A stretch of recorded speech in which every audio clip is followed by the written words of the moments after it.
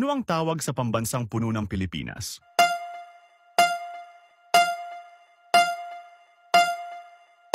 Narra. Saan matatagpuan ang Mount Pulag?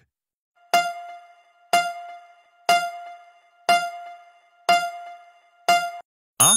Benguet. Sino ang unang pangulo ng Pilipinas?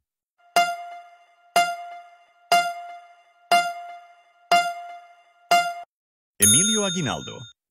Ano ang tawag sa pag-aalay ng bulaklak sa harap ng altar?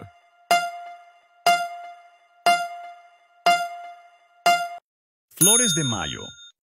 Anong hayop ang tinatawag na haring ibon?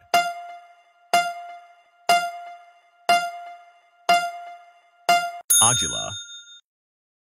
Ano ang tradisyonal na kasuotang lalaki sa Pilipinas?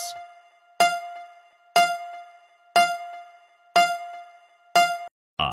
Barong Tagalog. Anong bulaklak ang sinasabing pambansang bulaklak ng Pilipinas? A. Sampaguita. Ano ang kabisera ng Pilipinas?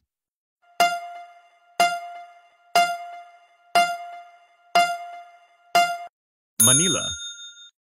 Ano ang tawag sa tradisyonal na bahay sa Pilipinas?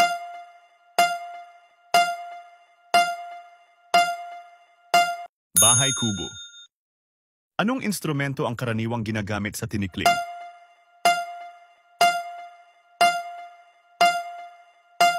Kawayan.